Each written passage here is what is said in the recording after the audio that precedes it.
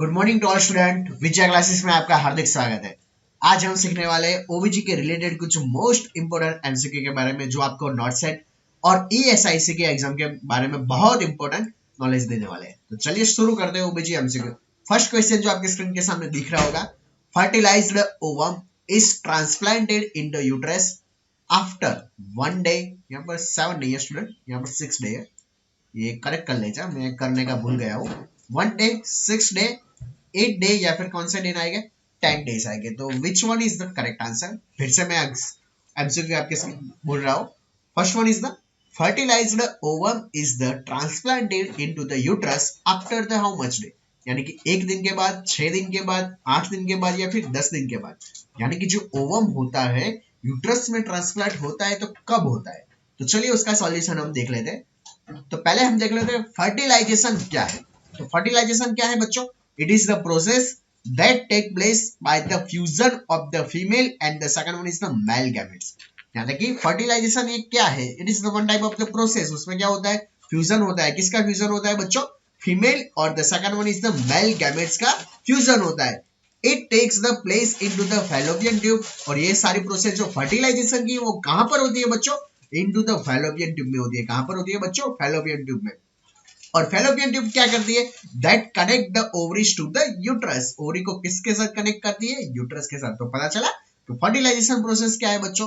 Female और male gametes को क्या होता है? एक साथ का फ्यूजन होता है।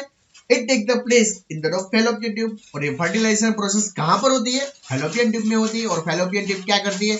Connect to the ovaries to the uterus. Next one is the, आगे देखते हैं, the process of the getting the pregnant into the 28 day MC cycle is. अब देख लेते हैं पूरा सॉल्यूशन मैं पढ़ा लेता हूँ इसमें कि जो प्रोसेस होता है कितने दिन के बाद क्या होता है, फर्टिलाइजेशन अकर्स क्या होता है। तो वन बाय वन हम 28 डे का जो मेंस्ट्रुएशन साइकिल होता है वो सीख लेते हैं। तो first one is the day 1, यानी कि डे 1 पे क्या होता है? First day of your period, यानी कि first day of the menstrual cycle of the period. Second one is the around the 14 days. अब 14 डेज में क्या होता है बच्चों? याद रखना, ओव्यूलेशन होता है। क्या होता है? ओव्यूलेशन होता है। ये सारी प्रोसेस आपको याद रखनी पड़ेगी। इसके साथ में 10 या 15 एमसीक्यू इसके बेस में मैं सिखा देता हूं, तो प्लीज ध्यान से पढ़ना बच्चों। Next one is the with in the 24 hours of the ovulation, यानी कि 24 आवर्स ऑफ द ओव्यूलेशन में क्या देखने को मिलता है? स्पर्म फर्टिलाइज एन एग, यानी कि कॉन्सेप्शन देखने को मिल सकता है। यानी कि क्या होता है? With in the 24 hour of the ovulation, यानी कि ओव्यूलेशन के कितने टाइम्स के अंदर? 24 आवर्स में क्या देखने को मिलता है? Sperm is the fertilise the egg, यानी कि conception. Next, about the 6th day after fertilisation, हमारा जो एमसीक्यू है उसका आंसर यहां पर है। अबाउट द कितने दिन के बाद? फर्टिलाइजेशन के 6 दिन के बाद क्या होता है? द फर्टिलाइज्ड एग इम्प्लांट कहां पर होता है? इनटू द यूट्रस, यानी कि यूट्राइन लाइनिंग में क्या हो जाता है? इम्प्लांट हो जाता है। क्या हो जाता है?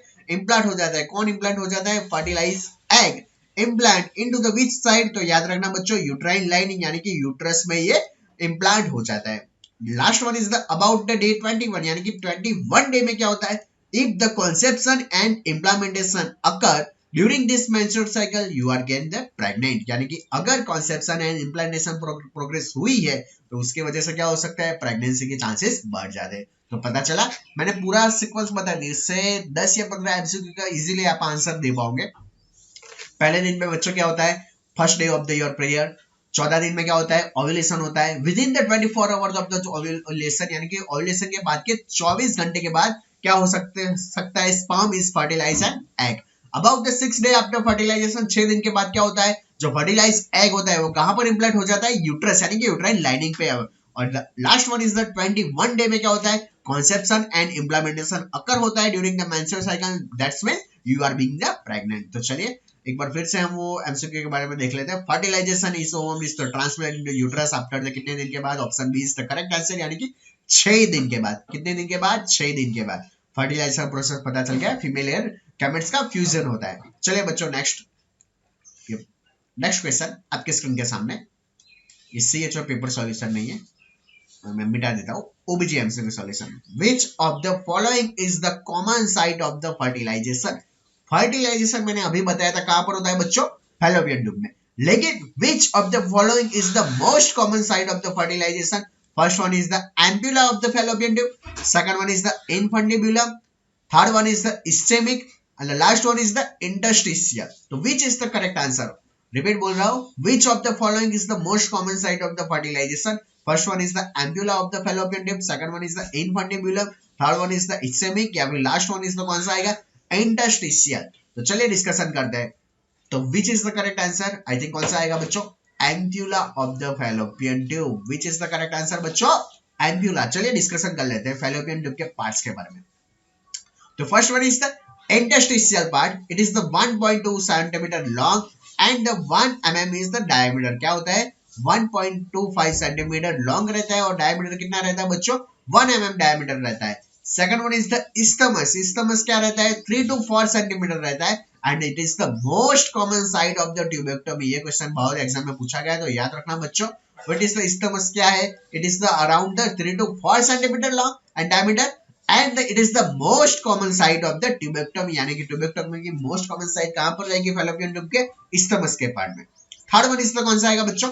एम्प्यूला। अब एम्प्यूला के बारे में डिस्कशन कर रहे हैं। It is the 5 centimetre long. कितना लॉन्ग रहता है? It is the 5 centimetre long and it is the largest part of the fallopian tube. ये क्वेश्चन एग्जाम में बहुत पूछा गया है, which is the largest part of the fallopian tube. तो याद रखना बच्चों कौन सा आएगा? एम्प्यूला। और where the fertilisation is the occur. तो हमारा जो क्वेश्चन पूछा गया था उसका आंसर इसमें ही है, which of the following is the common site of the fertilisation. तो common site of the fertilisation कौन सा रहेगा बच्चों? याद रखना कौन सा आएगा?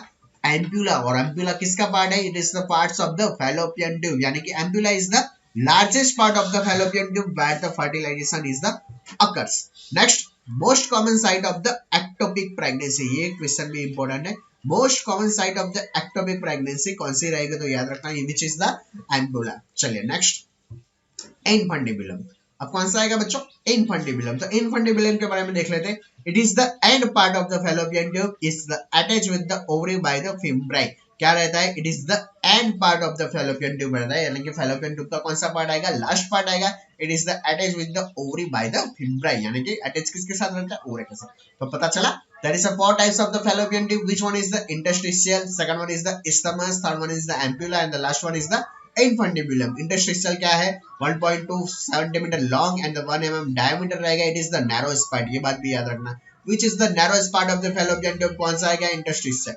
Most common site of the tubectomy कौन सी आएगी? isthmus. And the largest part of the fallopian tube कौन सा आएगा? ampulla, where the fertilization is the occur. And the infundibulum, it is the end part of the fallopian tube, is the attached with the ovary by the fimbriae. तो which of the following is the common site of the fertilization? कौन सी आएगी बच्चों? ampulla. चलिए next, अगला question जो आपके screen के सामने दिख रहा होगा, fertilisation of the ovum in the female take place in. जो फर्टिलाइजेशन होता है किसका? ओवम का, इनटू द फीमेल में, वो कहां पर रहता है? वजाइना में, ओविडक्ट में, यूट्रस में या फिर सर्विक्स में?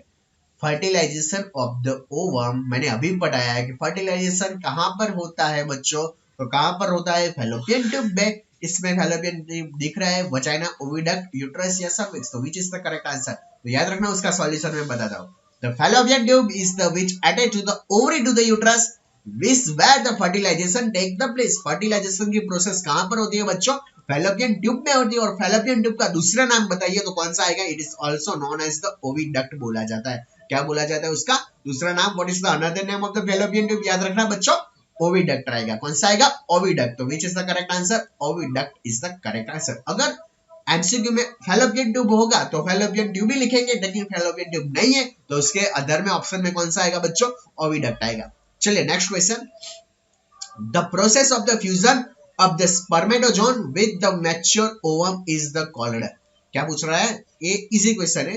The process of the fusion, fusion हो रहा है, किसका फ्यूजन होता है बच्चों? स्पर्मेटोजोन का फ्यूजन हो रहा है विद द मैच्योर ओवम, उसे क्या बोला जाता है? तो देख ले, first one is the ovulation, gametogenesis, fertilisation या फिर इम्प्लांटेशन। तो which is the correct answer? तो याद रखना बच्चों, fertilisation here it is the process of the fusion of the ova, female gamete, और the second one the sperm यानी कि मेल गैमेट, यानी कि दोनों का जो फ्यूजन होता है उसे क्या बोला जाता है? फर्टिलाइजेशन बोला जाता है। In the human fertilisation usually take place into the, कहां पर होता है?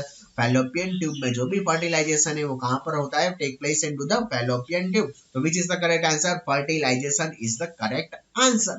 तो पता चला, इजी है क्वेश्चन, बहुत इजी है ना। अगर आपको मेरा वीडियो अच्छा लग रहा है तो प्लीज लाइक कर दीजिएगा और शेयर भी जरूर कर दीजिएगा, और मेरे चैनल को अब तक आपने सब्सक्राइब नहीं किया तो सब्सक्राइब भी जरूर कर दीजिएगा। चलिए नेक्स्ट क्वेश्चन आपके स्क्रीन के सामने, ओव्यूलेशन अकर्स, अब ये ओव्यूलेशन की बात हो रही है कि ओव्यूलेशन अकर्स कहां पर कब होता है? 14 days before the next menstruation cycle, 1 week after the menstruation cycle, 1 week before the menstruation cycle, या फिर 28 days after the menstruation cycle। तो which is the correct answer? उसका करेक्ट आंसर कौन सा रहेगा? तो देख ले रहे, ovulation is the phase of the female menstruation cycle. Ovulation किसका फेज है? It is the phase of the female menstruation cycle that involve, उसमें क्या इन्वॉल्व रहता है? Involve that the release of the egg यानी कि ovum from the one of the ovaries, यानी कि क्या रिलीज होता है? एग यानी कि ओवम रिलीज होता है। कहां से रिलीज होता है? वन ऑफ द ओवरीज में। It generally occurs about the 2 weeks. याद रखना बच्चों, कितने वीक बोल रहा हूं मैं? 2 वीक्स, यानी कि 2 वीक्स यानी कि 1 वीक में कितने दिन होते हैं? 7 डे, और 2 वीक्स यानी कि कितने हो गए? 14 डेज। कितने हो गए बच्चों? 14 days before the start of the next menstruation से पीरियड, यानी कि जो दूसरा मेंस्ट्रुएशन पीरियड स्टार्ट हो रहा है उसके कितने दिन पहले? 2 वीक, यानी कि 14 दिन पहले जो होता है वो क्या रहता है? ओव्यूलेशन अकर्स हो सकता है। तो ovulation is the phase of the female menstruation cycle that involve the release of the egg from the one of the ovaries. It generally occurs about the 2 weeks before the start of the next MC cycle period. तो which is the correct answer? तो याद रखना बच्चों, कौन सा आएगा? 14 days before the next menstruation cycle, यानी कि 14 दिन, या कितने किसके 14 दिन? जो भी नेक्स्ट MC cycle आने वाला है उसके लेके से कितना दिन पहले, शुरुआत के जो 14 दिन होते हैं उससे पहले। चलिए अगला क्वेश्चन जो आपके स्क्रीन के सामने दिख रहा होगा, when it is the best time to achieve the pregnancy, pregnancy achieve करने के लिए जो बेस्ट टाइम है वो कौन सा रहेगा बच्चों? Mid way between the 7 to 8 day of the ovulation, immediately after the starting of the menstruation period, 14 day after the beginning of the next period, and the 14 days before the next period is accepted. बहुत ही easy question है। Mid way between कितने दिन के between रहेगा? 7 से 8 दिन के दिन। इमीडिएटली यानी कि शुरुआत के जो भी मेंस्ट्रुएशन साइकिल है उसके शुरुआत के 3-4 दिन में, 14 दिन after the beginning of the next period, और लास्ट वन इज तो कौन सा आएगा? 14 days before the next period is the expected. तो चलिए उसका सॉल्यूशन देखते हैं। Most fertile at the time of the ovulation, आपको पता ही है जो भी मोस्ट फर्टिलाइजर यानी कि प्रेगनेंसी रहने के चांसेस कब रहता है? It is the time of the ovulation. When the egg is the release from your ovary, यानी कि उस टाइम पे क्या होता है? ओवरीज में से क्या रिलीज होता है? एग रिलीज होता है।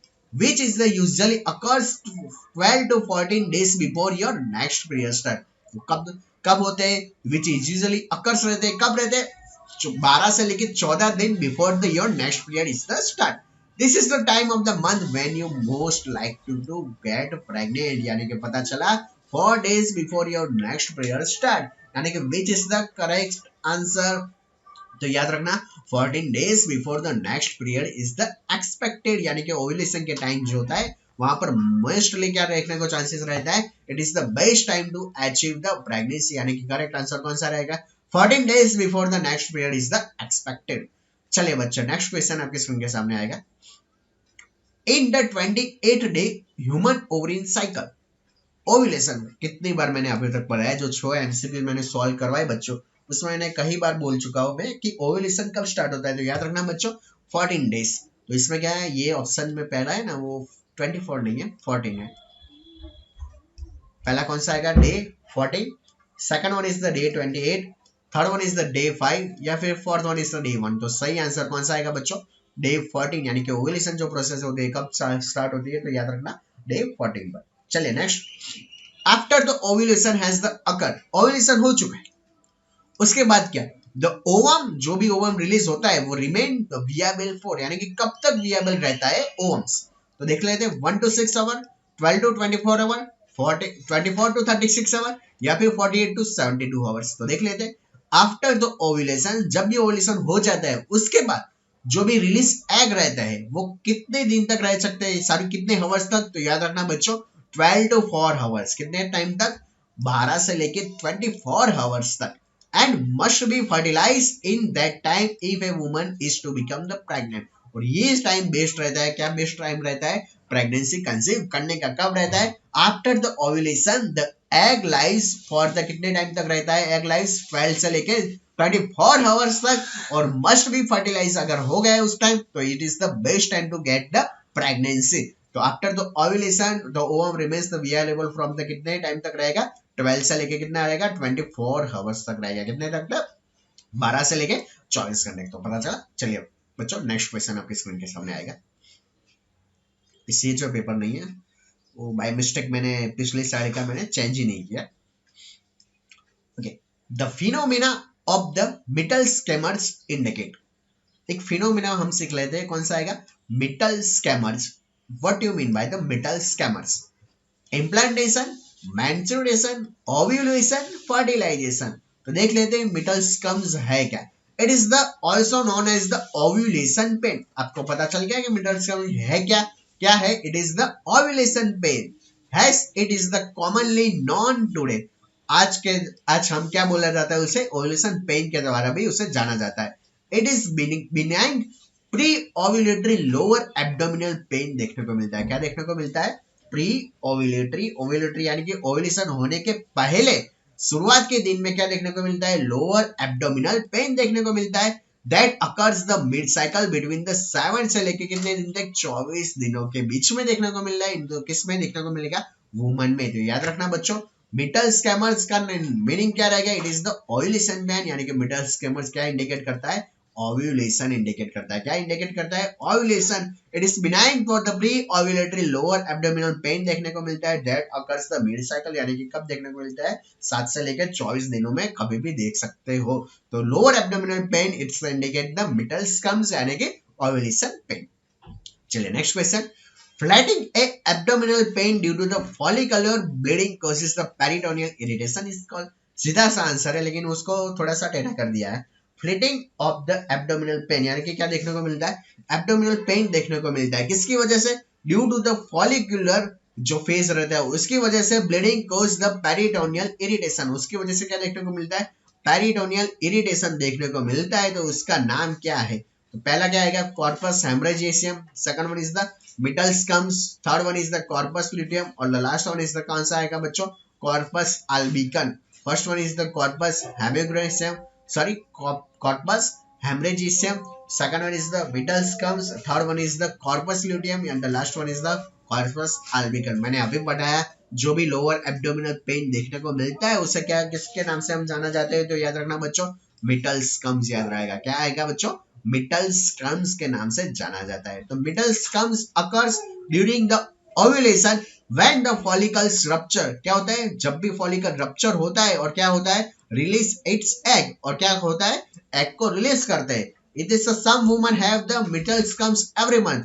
कुछ वुमन को क्या देखने को मिलता है? एवरी मंथ क्या देखने को मिलता है? मिटल स्कम्स देखने को मिलता है। Others have it only occasionally. Other woman को क्या देखने को मिलता है? ओकेशनली ये चीज देखने को मिलती है। तो फिर से देख लेते हैं। Flattening a abdominal pain due to the follicular, यानी कि क्या होता है? मिटल स्कम अकर्स कब होता है? ड्यूरिंग द ओव्यूलेशन के टाइम पे। व्हेन द फॉलिकल्स क्या होती है? रप्चर हो जाएगी और क्या होते हैं? रिलीज द एग, यानी कि एग रिलीज होगी। और सम woman have the mittelschmerz every month, यानी कि कुछ वुमन में क्या देखने को मिलता है? मिटल स्कम्स एवरी मंथ में देखने को मिलता है। लेकिन अदर वुमन में क्या देखने को मिलता है? इट ओनली ओकेशनली, यानी कि कुछ टाइम में देखने को मिलता है। Next one is the during the ovulation phase. किसका फेज के बारे में बात कर रहे हैं? Ovulation phase of the menstruation cycle. Ovulation is the caused by the secretion of। ovulation होने की वजह क्या है? First one is the estrogen, progesterone, luteinising hormone, follicle stimulating hormone. ये क्वेश्चन थोड़ा समझने लायक है तो समझते हैं। चलिए वन बाय वन ध्यान से पढ़ना बच्चों। During the pre ovulatory phase, कौन से फेज की बात कर रहा हूं मैं? Pre ovulatory phase of the menstruation cycle there is a increase in the level of the, किसका लेवल बढ़ जाता है? तो पहले ये ध्यान रखिए, कौन सा? एलएच का, और दूसरा कौन सा बच्चों? FSH hormone. तो पहले ये बात याद रखिए, प्री ओव्यूलेटरी फेज में दो हार्मोन की लेवल बढ़ जाती है। कौन सा बच्चों? एलएच का, और दूसरा कौन सा? एफएसएच का। This hormone are the release from the anterior lobe of the pituitary and the control the menstruation cycle. जो दोनों हार्मोन मैंने बताए, कौन से? एलएच हार्मोन और एफएसएच हार्मोन। दिस हार्मोन कहां से रिलीज होते हैं? From the anterior lobe of the pituitary gland. कहां से रिलीज होता है? It is the release from the anterior pituitary gland and control क्या करते हैं? मेंस्ट्रुएशन साइकिल को कंट्रोल करते हैं। नेक्स्ट अब क्या होता है? ऑन अराउंड द 14 डेज, अब क्या होता है? अराउंड कितने दिन में? 14 डेज में there is a sudden increase the level of the LH hormone. फिर से बोल रहा हूं, ध्यान से समझना बच्चों, ये प्रोसेस आपको एक बार ही सीखनी है। प्री ओव्यूलेटरी फेज में क्या होता है, इंक्रीज होता है, क्या लेवल बढ़ जाएगा, एलएच का और एफएसएच का। अब दोनों का हार्मोन क्या हो जाएगा, बढ़ जाएगा। अब ये हार्मोन कहां से रिलीज होते हैं बच्चों, तो anterior lobe of the pituitary gland से, और क्या कंट्रोल करते हैं, मेंस्ट्रुएशन साइकिल। लेकिन अब क्या होता है, दोनों हार्मोन तो रिलीज हो गए, लेकिन अब क्या 14 दिन में क्या होता है, सडन यानी कि अचानक से क्या हो जाता है, इंक्रीज हो जाएगा। किसका लेवल इंक्रीज हो जाएगा, increase the level of the कौन सा हार्मोन, एलएच हार्मोन यानी कि luteinizing hormone, that cause the LH surge, यानी कि सर्ज का मीनिंग क्या, एलएच इंक्रीज हो जाएगा and the ovulation process take place. याद रहा, किसकी वजह से, दो हार्मोन तो बच्चों रिलीज हो रहे हैं, कौन से, LH और the second one is the FSH hormone, both are the release, but the, और कहां से रिलीज होते हैं, it is the release from the anterior lobe of the pituitary gland, and it is the main function is the control the menstruation cycle. But at the time of the 14th day of the ovulation cycle, it is the sudden increase of the level of the LH hormone, and the second one is sudden increase of the LH hormone. Only LH hormone is the increases at the time of the 14th day. That cause the LH surge, यानी कि LH का size क्या हो जाएगा, increase हो जाएगा ज्यादा, और दैट कोज द ओव्यूलेशन, यानी कि मैन फोकस किस पर रहता है बच्चों, पता चला दो हार्मोन तो होता है, लेकिन 14 दिन में कौन सा हार्मोन का लेवल सबसे ज्यादा बढ़ेगा, एलएच का हार्मोन, और एलएच का बढ़ने की वजह से क्या होता है, ओव्यूलेशन की प्रोसेस होती है। तो इसका सही आंसर कौन सा आएगा बच्चों, ल्यूटिलाइजिंग हार्मोन। पता चला, मैंने प्रॉपर्ली डेवलपमेंट इसका एक्सप्लेनेशन किया है। एग्जाम्पल देख लेंगे, the release of the oocyte from the ovary, यानी कि जो भी एग होते हैं ना रिलीज होते हैं, उसके बारे में। Progesterone help into the, progesterone का क्या काम रहेगा वो देख लेते हैं। Progesterone help into maintaining of the lining of the endometrium, thus the essential for the pregnancy. Progesterone का काम तो मैंने आगे की स्लाइड में हम पढ़ेंगे, वो क्या रहेगा, मेंटेनिंग करेगा, क्या मेंटेनिंग करेगा, lining of the endometrium, thus the essential for the pregnancy. वो किसके लिए जरूरी है, प्रेगनेंसी के लिए जरूरी है। Next, estrogen is the responsible for the development of the secondary sexual characteristics and the skips the check the FSH and the LH level। तो मैंने सारे हार्मोन के बारे में बता लिया। प्रोजेस्टेरोन का काम क्या रहेगा बच्चों, प्रोजेस्टेरोन क्या करेगा, हेल्प करेगा, किसके लिए, मेंटेन करेगा, क्या मेंटेन करेगा, एंडोमेट्रियम को। It is the very is the necessary for the pregnancy.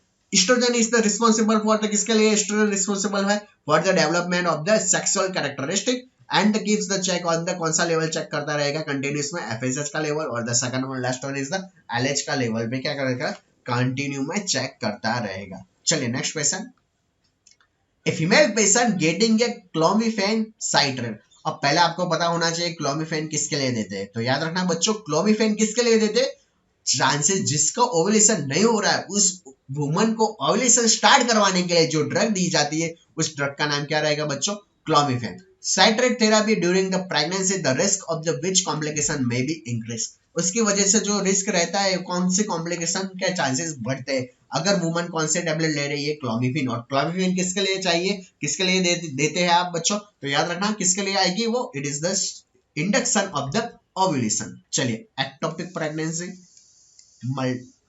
Multiple पॉलीहाइड्रोएमिनेस या फिर मिश्र एबोर्शन, तो उसका सही आंसर कौन सा आएगा, मल्टीपल प्रेगनेंसी। उसका सीधा सा आंसर मैं बता ही देता हूं, मल्टीपल प्रेगनेंसी में be risk of the clomiphene treatment. कौन से ट्रीटमेंट, क्लोमिफेन अगर ले रहे हो तो कौन सा रिस्क रहेगा सबसे ज्यादा, मल्टीपल प्रेगनेंसी का रहेगा। कौन सा रहेगा, multiple. The incidence of the twins is the increase to the 5%, और इंक्रीज क्या रहता है, ट्विंस होने के चांसेस, लेकिन कितना होता है, 5%। Multiple birth higher than the twins, और जो भी मल्टीपल बर्थ है वो क्या है, हायर देन द ट्विंस, यानी कि मोस्ट कॉमन कॉम्प्लिकेशन किसी को माना जाता है, मल्टीपल प्रेगनेंसी को माना जाता है। किसको माना जाता है बच्चों, मल्टीपल प्रेगनेंसी को माना जाता है। यानी कि female patient is the getting the clomiphene treatment, अगर क्लोमिफेन ट्रीटमेंट चल रही है तो उसका मेजर कॉम्प्लिकेशन कौन सा आएगा बच्चों, याद रखना कौन सा आएगा, multiple pregnancy, it is the most common complication. चलिए नेक्स्ट आगे की स्लाइड में अपना next question, spinnbarkeit appearance of the cervical mucus is the sign of. ये भी नया क्वेश्चन है, इंपॉर्टेंट है। कौन सा आएगा, spinnbarkeit appearance of the cervical mucus. याद रखना, spinnbarkeit appearance of the cervical mucus is the sign of, वो किसका साइन है, तो let we discuss about the option A. Option A menstruation cycle, option B pregnancy, option C menarche, या फिर option D is the ovulation. तो which one is the correct answer, repeat it again, spinnbarkeit appearance of the cervical mucus is the sign of, किसका sign है, तो first one is the menstruation, second one is the pregnancy, third one is the menarche, और the last one is the ovulation. तो which is the correct answer? उसका correct answer मैं बता ही देता हूँ आपको। तो उसका करेक्ट आंसर कौन सा आएगा बच्चों, याद रखना कौन सा आएगा, ovulation is the correct answer. Which is the correct answer, ovulation is the correct answer. तो देख लेते हैं, spinnbarkeit mucus is the normal vaginal discharge occurrence of the woman. क्या बोलते हैं उसको, spinnbarkeit mucus is the क्या है, it is the normal vaginal discharge occurrence of the woman. The quality of the pre-ovulatory cervical mucus is the prescribed in the terms of the volume, stretchability, salinity and the drying pattern, यानी कि फर्निंग भी बोला जाता है। तो quantity of the pre-ovulatory cervical mucus is the prescribed in the terms of the volume, stretchability and the salinity and the drying pattern, यानी कि फर्निंग बोला जा सकता है। तो याद रखना चाहिए आपको क्या होगा। तो जो स्पेन बार्केट अपीयरेंस है वो किस में काम आता है, it is the sign of the ovulation, it is the normal vaginal discharge, वो कुछ उसका नाम ही दिया है। At the cervical mucus is the prescribe of the volume, stretchability, salinity and the drying pattern. चलिए next question, which gland is the responsible for initiating the menstruation cycle? कौन सी ग्लैंड रिस्पांसिबल है किसके लिए, स्टार्टिंग करवाने के लिए menstruation cycle को? Hypothalamus, anterior pituitary gland, posterior pituitary gland या फिर ओवरीज को? तो which gland is the responsible for the initiating the menstruation cycle? Hypothalamus, anterior pituitary gland, posterior pituitary gland या फिर ovaries? तो ये देख लेते हैं। The menstruation cycle is the initiated by the hypothalamus gland. मैंने पहले से उसका आंसर बता दिया। तो which is the correct answer? Hypothalamus। कौन सा आएगा बच्चों, करेक्ट आंसर आएगा hypothalamus। Next, brain structure called the hypothalamus. जो ब्रेन का स्ट्रक्चर है उसके बोलते हैं hypothalamus and the pituitary gland. दो ग्लैंड के नाम मैंने बताए, हाइपोथैलेमस और the second one is the pituitary gland. दोनों क्या करते हैं, कंट्रोल द मेंस्ट्रुएशन साइकिल। लेकिन द हाइपोथैलेमस ट्रिगर यानी कि स्टार्ट करता है the pituitary gland to make the hormone that trigger the ovaries to make the oestrogen and the progesterone. तो सारा पिक्चर जो पता चला मेंस्ट्रुएशन साइकिल का, सबसे पहले क्या काम करेगा, हाइपोथैलेमस। हाइपोथैलेमस किसको बोलेगा, पिट्यूटरी ग्लैंड को बोलेगा। पिट्यूटरी ग्लैंड को क्या बोलेगा कि बना तू हार्मोन बना, और हार्मोन कौन सा बनाएगा, कहां से बनाएगा, ओवरीज को बोलेगा कि भाई तू हार्मोन बना, कौन सा, एस्ट्रोजन एंड प्रोजेस्टेरोन। तो पता चला। तो which gland is the responsible for the initiating the menstruation cycle? तो कौन सी आएगी, सबसे पहले कौन सी आएगी, हाइपोथैलेमस। मेनली तो दो है, कौन सी, हाइपोथैलेमस एंड द पिट्यूटरी। लेकिन मैं क्या बोला उसमें, एमसीक्यू पढ़िए बच्चों, which is the initiation, यानी कि स्टार्ट कौन करता है, तो स्टार्टिंग तो एक ही करता है, कौन करेगा, हाइपोथैलेमस स्टार्ट करेगा। कौन करेगा बच्चों, हाइपोथैलेमस स्टार्ट करेगा। उसके बाद का काम क्या होगा, पिट्यूटरी ग्लैंड। और पिट्यूटरी की तो क्या करती है, ट्रिगर देती है, किसको ट्रिगर देती है, ओवरीज को, to make the oestrogen and the progesterone. चलिए बच्चों next, a mother with the 9 month of the baby is the planning for the tubectomy.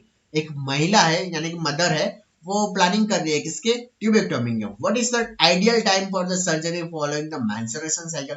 Which is the time, ideal time है कि फॉलोइंग मेंस्ट्रुएशन साइकिल के बाद हमें planning करना चाहिए surgery का? तो ovulatory phase, menstruation phase, secretory phase और the last one is the proliferative phase. कौन सा फेज इंक्लूडेड रहेगा, a mother with the 9 month baby is the planning for the tubectomy. What is the ideal time? तो कौन सा ideal time रहेगा further किसके लिए, मेंस्ट्रुएशन साइकिल के लिए? ओव्यूलेटरी आएगा, सेक्रेटरी, मेंस्ट्रुएशन या फोर्डर। तो याद रखिए, it is the best time of the surgery for the tubectomy. तो याद रखिए, आफ्टर द बेबी कंसीव, कुछ दिनों के बाद, यानी कि शुरुआत के दिनों के जो बात है वही कर लो तो बेस्ट रहेगा, जैसे कि ओव्यूलेशन के चांसेस कम हो जाए। तो शुरुआत का जो पहला नंबर का फेज आता है कौन सा आएगा, प्रोलिफेरेटिव फेज, यानी कि पहले फेज से वही हमें क्या करना चाहिए, ट्यूबेक्टोमी करने की सलाह देनी चाहिए। Next, the ovarian cycle is the initiated bye.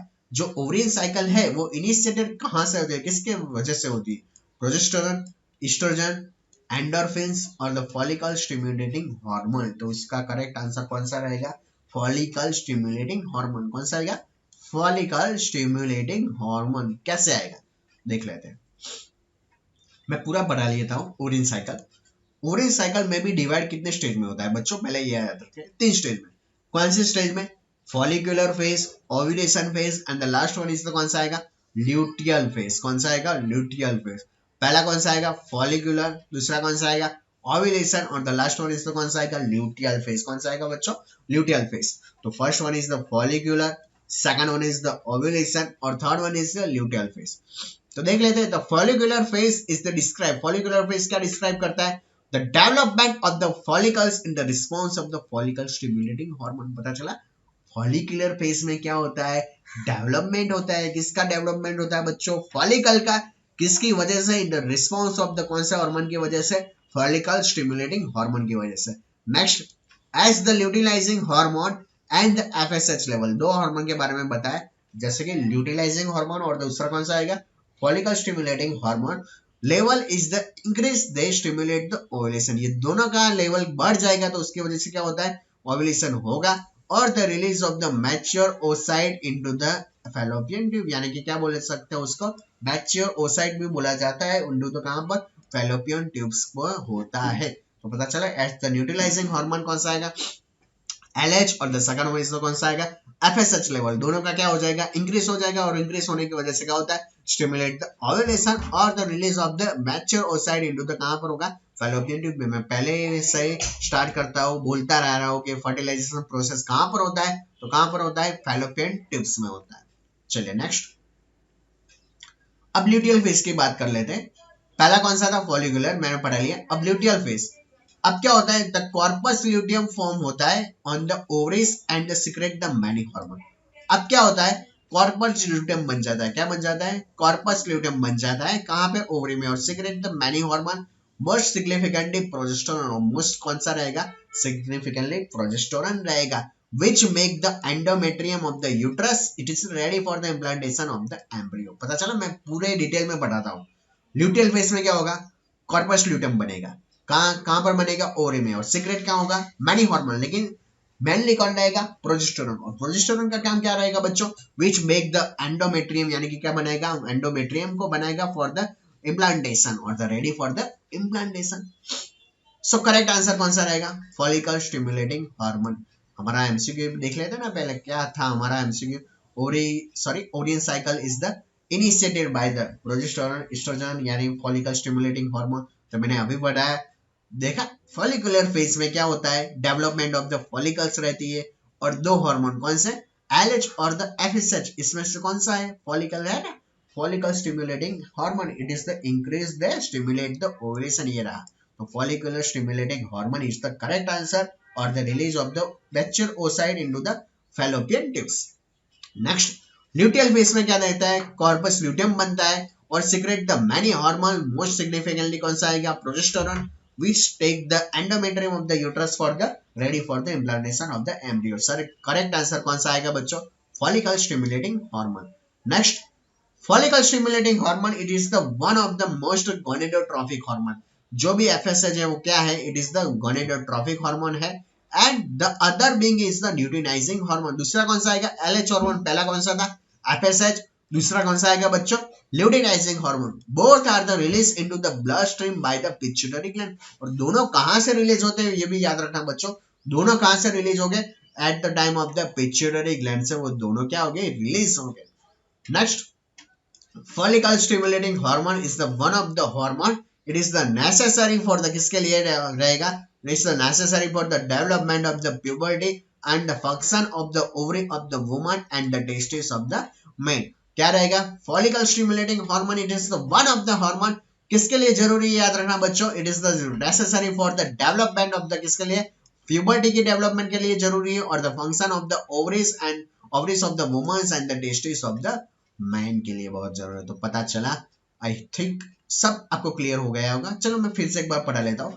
3 phase पढ़ा है, follicular, ovulation and the luteal. Follicular में क्या था? 2 हार्मोन पढ़ा है, कौन से? ल्यूटिलाइजिंग एंड द एफएसएच। उसकी वजह से क्या होता है? ओव्यूलेशन होगा। नेक्स्ट, ल्यूटियल फेज में क्या होगा? कॉर्पस ल्यूटियम बनेंगे। प्रोजेस्टेरोन का काम क्या रहेगा? एंडोमेट्रियम बनेगा। फॉलिकल स्टिमुलेटिंग हार्मोन क्या है? It is the most gonadotropic hormone. और उसके साथ कौन सा आएगा? ल्यूटिलाइजिंग हार्मोन। बहुत कहां पर रिलीज हो गए? ब्लड में, लेकिन किसके द्वारा? पिट्यूटरी ग्लैंड से। Follicular stimulating hormone it is the one of the best hormone, is the necessary for the development किसके लिए? Puberty and the function of the ovary of the woman and the testis of the man. तो thank you all student. आज का lecture कैसा लगा please comment में जरूर बताइएगा। और हाँ बच्चों, अभी तक मेरे वीडियो को लाइक नहीं किया तो प्लीज लाइक कर दीजिएगा, कमेंट कर दीजिएगा और मेरे वीडियो को शेयर भी जरूर कर दीजिएगा। तो मिलते हैं बच्चों नए लेक्चर के साथ, नए वीडियो के साथ। तब तक के लिए थैंक यू ऑल स्टूडेंट।